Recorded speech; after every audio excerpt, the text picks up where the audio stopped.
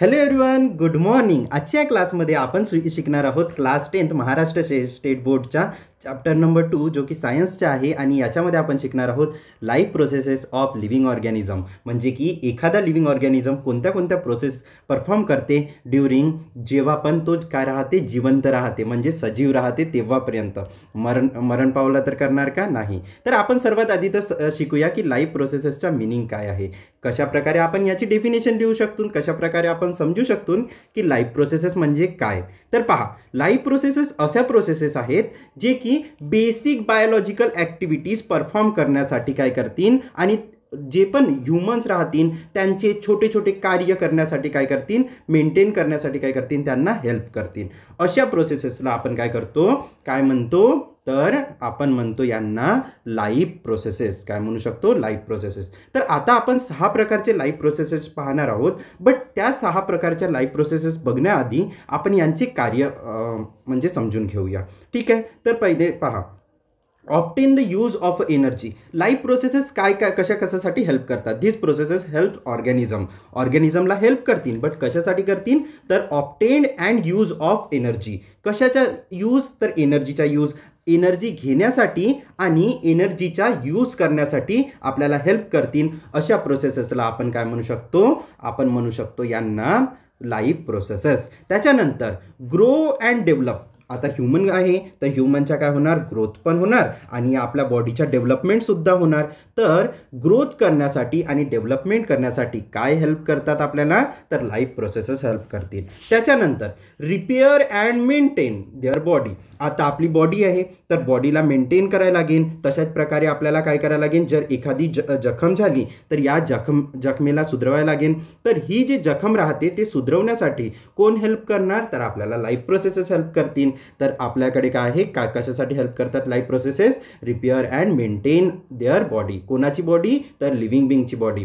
Reproduce and continue the species. आता पहा, एक व्यक्ती आहे, हा जिवंत आहे, ठीक आहे. आता हा मरल्यानंतर पूर्णच्या पूर्ण सजीवसृष्टी खतम होऊन जाते का, नाही. कारण हा जो लिव्हिंग बिंग आहे तो काय करते, स्वतःला रिप्रोड्यूस करते, पुन्हा एक नवीन जीव काय करते, तो डेव्हलप करते. आणि याच प्रोसेसला आपण काय म्हणतो, रिप्रोडक्शनची प्रोसेस. आणि याच्यामुळेच काय राहते, जे स्पीसीज आहेत ते काय करू शकतात, जिवंत राहू शकतात. सपोज करा एक कुत्रा आहे आणि हा जो कुत्रा आहे याने रिप्रोड्यूस केला नाही तर दुसरा कुत्रा तयार होणार का, नाही होणार. म्हणून त्यांची जे हे पूर्णच्या पूर्ण कुत्र्याची जे स्पीसीज आहे ते तर संपून जाणार. मग आपल्याला पुन्हा एक कुत्रा दिसणार का, नाही. तर म्हणून सनेरी जे लाईफ प्रोसेस राहतील ते काय करतील, हेल्प करतील. कशासाठी हेल्प करतील, तर रिप्रोड्यूस करण्यासाठी आणि आपली जो स्पीसीज आहे त्याला कंटिन्यू करण्यासाठी.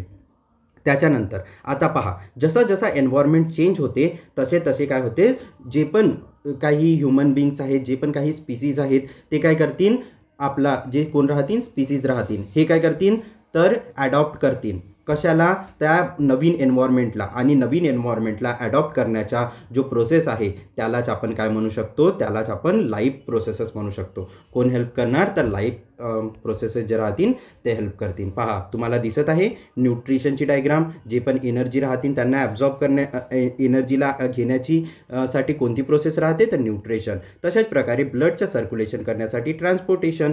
आणि व्हेरियस गोष्टींच्या ब्लडच्याच होणार का, नाही. तर व्हेरियस गोष्टींच्या, जसे की आपल्याकडे एनर्जी आहे तर तो पण कशामुळे होणार, ट्रान्सपोर्टेशन. मग त्याच्यानंतर रेस्पिरेशन आहे, आपण ब्रीथिंग करतो, श्वास घेतो, ओहम सोहम सांगितला होता, ठीक आहे. तर रेस्पिरेशन, तर रेस्पिरेशनचा पण कशासाठी यूज होते, तर हे पण काय आहे, एक लाईफ प्रोसेस आहे. त्याच्यानंतर आपण सर्व काही खाऊन तर घेऊ, बट त्याला बाहेर पण काढणं जरुरी आहे ना.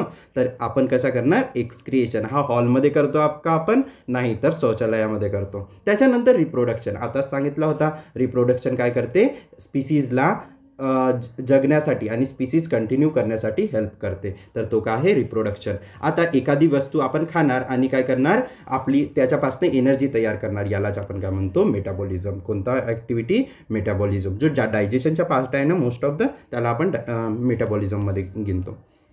Without these processes and organism can not survive. एखादे ही जर प्रोसेस सुटली तर आपण काय जगू शकू का? नाही. विदाऊट खाण्याने आपण जगू शकू का? विदाऊट न्यूट्रिशनने आपण जगू शकू का? जर आपला ब्लडचा सर्क्युलेशन झाला नाही तर जगू शकू का? ब्रीथिंग केल्याशिवाय जगू शकू का? एक्सक्रिएशन जर आपण बाहेर नाही सोडलं तर जगू शकू का? नाही जगू शकू. रिप्रोडक्शन केल्याशिवाय जगू शकू का? नवीन स्पीसीज येणार का? नाही येणार. त्याच्यानंतर मेटाबॉलिझम, जी खाल्लेला जर डायजेशन नाही होणार तर जगणार का तुम्ही? नाही. तर म्हणूनच सर्वात मेन पार्ट आपण आतापर्यंत जो शिकलो त्याच्यामध्ये काय आहे? हा आहे की without this processes and organism can not survive. आपण जगूच नाही शकत. तर किती जास्त इम्पॉर्टंट असणार आहे हा. ठीक आहे. तर पहा, why are life processes are necessary. आता नेसेसरी का बरं आहेत? कारण की आपण living organisms are constantly using the energy. आपण काय करतो? कशाच्या यूज करतो? एनर्जीच्या.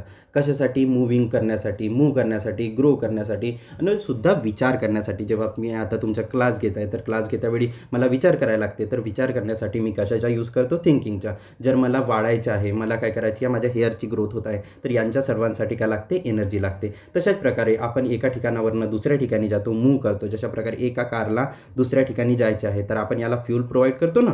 तर फ्यूल कशाच्या फॉर्ममध्ये राहते? तर एनर्जीच राहते. काय राहते? हे एनर्जी. तर अशाच प्रकारची एनर्जी, पण ही जी एनर्जी राहते ती कोणती राहते? पेट्रोल राहते. तर आपण पेट्रोल खाणार का? नाही. तर आपण काय करणार? अन्न खाणार. तर हा अन्न आपल्याला काय देणार? एनर्जी देणार. कशासाठी? मूव्ह करण्यासाठी, ग्रो करण्यासाठी आणि थिंक करण्यासाठी आणि वेरियस कामासाठी. पाहण्यासाठी पण एनर्जी लागते. ठीक आहे. जर तुम्ही व्हिडिओ पाहत असाल तर तुम्हाला काय लागत आहे? एनर्जी लागत आहे त्याच्यासाठी. Why life processes are necessary. याच्यामध्ये आपण काय केलो? पहिला पाहिलं की एनर्जी चा यूज होते आणि फूडमधनं आपण काय करतो? आपण फूडपासनं एनर्जीला ऑब्टेन करतो आणि यालाच काय म्हणतो? आपण न्यूट्रिशन म्हणतो.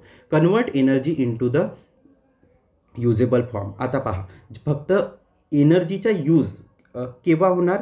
जेव्हा पण तो सिम्प्लिफाईड फॉर्ममध्ये जाणार. आपण याला खूप जास्त डिटेलमध्ये पाहणार आहोत. बट रेस्पिरेशन ही कशासाठी हेल्प करते? एनर्जीला कन्वर्ट करण्यासाठी. पहा, एक फूड आहे, हा फूड कशामध्ये राहणार? ग्लुकोजच्या फॉर्ममध्ये आपण डायजेस्ट केल्यावर राहते. बट याला ATPच्या फॉर्ममध्ये, ॲडमिनाईन ट्रायफॉस्फेट हा एक केमिकल आहे, याच्याच फॉर्ममध्ये आपले सेल्स काय करतात? एनर्जीला यूज करतात. आणि ही एनर्जी तयार करण्यासाठी आपल्याला काय लागते? ग्लुकोज प्लस ऑक्सिजन लागते. तर ही जे सर्व प्रोसेस आहे यांना काय लागत आहे? ऑक्सिजन. आणि ऑक्सिजन कशापासून भेटते आपल्याला बेटा? रेस्पिरेशनपासून. म्हणून आपण काय म्हणू शकतो की रेस्पिरेशन बी एक काय लाईफ प्रोसेसच आहे. Remove of waste. आपण एखादी गोष्ट खाल्ली आणि आपण काय केलं? ते पचन केला. तर पचन केल्यानंतर ही गोष्ट काय करतो? आपण बाहेर सुद्धा सोडतो. तर जो वेस्ट मटेरियलला आपण बाहेर सोडतो यालाच आपण काय म्हणतो? एक्सक्रिएशन. काय म्हणतो? एक्सक्रिएशन. त्याच्यानंतर ट्रान्सपोर्ट मटेरियल्स लाईक ऑक्सिजन. कोणते ट्रान्सपोर्ट मटेरियल्स? ऑक्सिजन, वॉटर आणि न्यूट्रियंट्स. यांना आपल्या ही एक ब्लडची वेसल आहे आणि याच्यामधनं काय करायला लागेल? कॅरी करायला लागेल. तर कोण नेतील? याच्यामध्ये ट्रक कोण आहेत आपल्यासाठी? जर एखादा ट्रान्सपोर्टेशन आहे तर ट्रान्सपोर्टेशन होत आहे तर याच्यामध्ये ट्रक्स राहतात ना. एका सामानाला जे सामान राहतील या सामानाला काय करणार पडायला लागेल? गुड्सला एकापासून दुसऱ्या ठिकाणापर्यंत न्यायला लागेल. तर हा काम कोण करतात? ट्रक करतात आपल्यासाठी सिम्पली फॉर्ममध्ये. बट आपली जी बॉडी आहे तिच्यासाठी हा जो ट्रकचा काम आहे हा कोण करणार बेटा? तर ब्लडचे जे सेल्स राहतील ते हेल्प करतील. समजला इतका? तर ट्रान्सपोर्टेशन पण काय आहे? एक जे प्रोसेस आहे तिला आपण काय म्हणतो? Transportation of materials. म्हणूनच लाईफ प्रोसेसेस काय आहेत? नेसेसरी आहेत. म्हणजे की गरज आहे त्यांची आपल्याला. म्हणून आपण हे इथं शिकत आहोत. समजला इतका? याच्यानंतर difference between living organism and non living organism. तर कोणता डिफरन्स असणार? एक सजीव आहे आणि दुसरा काय आहे? निर्जीव आहे. यांना ओळखायचं आहे आपल्याला. तर कशा प्रकारे ओळखू शकतो की हा काय करणार? तर लिव्हिंग जो ऑर्गॅनिझम आहे आणि हा कोण आहे? Non living organism. तर नॉन लिव्हिंग ऑर्गॅनिझम जे हे प्रोसेसेस आहेत तो परफॉर्म करू शकते का? त्याची ग्रोथ होते का? नाही होत. ठीक आहे. आणि त्याची मूवमेंट होते का? नाही होत. तर जर कारची मूवमेंट होत आहे तर तो काय नॉन लिव्हिंग, तो लिव्हिंग थिंग झाला का? नाही झाला. का बरं? कारण की तो अदर, तो स्वतःसारखी दुसरी कार प्रोड्यूस करू शकते का? नाही करू शकत. तो स्वतः मूव्ह होऊ शकते का? नाही होऊ शकत. ठीक आहे. म्हणून आपण त्यांना काय म्हणतो? नॉन लिव्हिंग असे म्हणतो. ठीक आहे. जसा की perform life processes. Life processes काय करतील? हे जे लिव्हिंग ऑर्गॅनिझम आहेत तेच फक्त परफॉर्म करतील. Plant prepare their own food by the photosynthesis. तर प्लांट काय करतात? फोटोसिंथेसिसच्या प्रोसेसने त्यांच्या स्वतःचा एक फूड तयार करतात. हे लिव्हिंग नॉन लिव्हिंग ऑर्गॅनिझम करू शकतात का? नाही करू शकत. पण आपण पण प्रोड्यूस करू शकतो का? नाही. बट आपण ॲटलिस्ट कन्झ्युम करू शकतो त्या गोष्टीला आणि त्या कन्झ्युम करण्याच्या प्रोसेसला आपण काय म्हणणार? तर न्यूट्रिशन म्हटलं होतं. काय म्हटलं होतं? न्यूट्रिशन. याच्यानंतर non living organism do not perform life processes, त्यांची ग्रोथ होते का नाही होत, ते काही करू शकतात का नाही करू शकत. त्याच्यानंतर स्टोन डज नॉट ब्रीथ, तो जो एक स्टोन आहे तो ब्रीथ करते का नाही, तो ईट करते का नाही, तो ग्रो करते का नाही, म्हणून आपण त्याला काय म्हणतो नॉन लिव्हिंग ऑर्गॅनिझम. तर डिफरन्स समजला तुम्हाला, एका साईडला लिहायचं लिव्हिंग, दुसऱ्या साईडला लिहायचं नॉन लिव्हिंग, आणि खाली काय लिहायचं त्यांचे एक्झाम्पल्स. ठीक आहे. त्याच्यानंतर life is identified by the presence of a life processes. जेव्हा पण लाईफ आपण पाहतो आपल्या एखाद्या जे सजीव आहेत किंवा तो काय करणार लाईफ प्रोसेसेस परफॉर्म करणार, तर त्यांच्यामध्ये कोणते कोणते लाईफ प्रोसेसेस राहतात, कशामध्ये सजीवांमध्ये कोणते कोणते लाईफ प्रोसेसेस प्रेझेंट राहतील, तर कोणते कोणते राहू शकतात, न्यूट्रिशन. कोणती प्रोसेस राहणार, न्यूट्रिशन. आणि न्यूट्रिशन कशासाठी हेल्प करते, तर फूड ऑब्टेन करण्यासाठी. आपण एखादा फूड खातो, या प्रोसेसला आपण काय म्हणू शकतो, ऑब्टेनिंग फूड्स, आणि त्याच प्रोसेसला आपण काय म्हणतो न्यूट्रिशन. आणि या न्यूट्रिशनला आपल्याला काय मिळते, एनर्जी मिळते. आपण काय म्हणतो एनर्जी जे मिळण्याची जे प्रोसेस आहे, एनर्जी अब्झॉर्ब करण्याची, तिला आपण काय म्हणू न्यूट्रिशन. त्याच्यानंतर रेस्पिरेशन आपण कशाला म्हणू, breaking down of a foods. जेव्हा पण आपण काय करतो, फूडला ब्रेकडाऊन करतो आणि त्याच्यापासून एनर्जी रिलीज होते, या प्रोसेसला आपण काय म्हणतो रेस्पिरेशन. कोणती प्रोसेस, रेस्पिरेशन. आणि याच्यासाठी आपल्याला ऑक्सिजन लागते, आणि म्हणूनच आपण ब्रीथिंगचा जो पार्ट आहे, आपण एखादी गोष्ट ब्रीथ करत आहोत म्हणजे आपण काय करतो, ब्रीथ करतो म्हणजे श्वास घेतो आणि श्वास सोडतो, तर याच्यासाठी पण आपल्याला काय लागते, एनर्जी लागते. ठीक आहे. तर ही एनर्जी, आणि ही एनर्जी कशाच्या फॉर्ममध्ये राहते, ऑक्सिजनच्या फॉर्ममध्ये. म्हणजे आपण ऑक्सिजन घेतो आणि सोडतो, याला पण आपण रेस्पिरेशनमध्ये गिनतो. त्याच्यानंतर एक्सक्रिएशन म्हणजे रिमूव्हल ऑफ वेस्ट. आता सांगितला कोण आहे, रिमूव्ह करतो आपण वेस्टला, तर हा जो वेस्ट सोडणार आपण, याला आपण काय म्हणतो, एक्सक्रिएशन. त्याच्यानंतर circulation and transport, the movement of a substance inside the body. जे पण आपल्या बॉडीमधले पार्ट्स आहेत त्यांच्यापर्यंत मुवमेंट होते, कशाची, सबस्टन्सची. एनर्जीची मुवमेंट करायची आहे, म्हणजेच की ग्लुकोजची मुवमेंट करायची आहे. तशाच प्रकारे जेव्हा आपण ऑक्सिजन घेतो त्यांना करायचं आहे, कार्बन डायऑक्साईडला बाहेर सोडायचं आहे.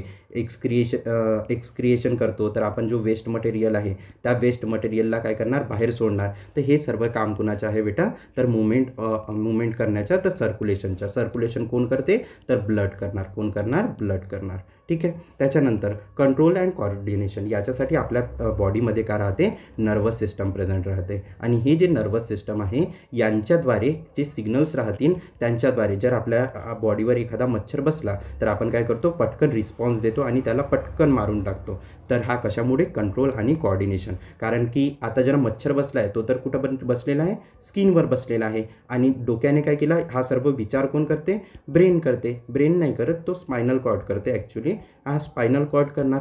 हा स्पायनल कॉर्ड काय करणार, निर्देश देणार कुणाला, हँडला, आणि हँड काय करणार, त्या मच्छरला मारण्याची प्रोसेस करणार. तर यांच्या मदत काय आहे, कोऑर्डिनेशन आहे. सर्वांनी एकासोबत ॲक्टिव्हिटी करत आहेत, म्हणून हा कार्य परफॉर्म होत आहे. म्हणून आपण या प्रोसेसला काय म्हणतो, आपण म्हणू शकतो कंट्रोल अँड कोऑर्डिनेशन. म्हणून याला आपण नर्वस सिस्टमसुद्धा म्हटलेलं होतं. त्याच्यानंतर रिप्रोडक्शन करण्याचा काम कोणाचं आहे, प्रोड्युसिंग न्यू इंडिव्हिज्युअल. एका व्यक्तीपासून काय करू शकतो आपण, न्यू इंडिव्हिज्युअल प्रोड्यूस करू शकतो. यांना आपण काय म्हणतो, कोणती प्रोसेस, तर रिप्रोडक्शनची प्रोसेस. तर इतकी प्रोसेस तुम्हाला समजली असेल, म्हणजे की इंट्रोडक्शनचा पार्ट समजला असेल. तर आपण याच्यानंतरचा जो पण काही पार्ट आहे, म्हणजे की जितके काही हे प्रोसेसेस आपण शिकलो, यांच्यासाठी कंपोनेंट्स लागतात, आणि ते कंपोनेंट्स म्हणजेच काय, तर न्यूट्रियंट्स. तर ते न्यूट्रियंट्स आपण शिकणार आहोत याच्या नंतरच्या लेक्चरमध्ये. आणि न्यूट्रियंट्स जर शिकायचे असतील तर काय करा, तुम्हाला व्हिडिओला लाईक करायचं आहे, चॅनलला सबस्क्राईब करायचं आहे, आणि शेअर करायचं आहे आपल्या मित्रांसोबत. पहा, आता आपण काय करत आहोत, पूर्णच्या पूर्ण PDF वरनं शिकत आहोत, ज्याच्यावरनं तुमचे नोट्स पण बनत आहेत, सर्वच काही बनत आहेत. तर काय करा, लाईक करा, शेअर करा, आणि सबस्क्राईबही करा चॅनलला. Okay, bye, see you.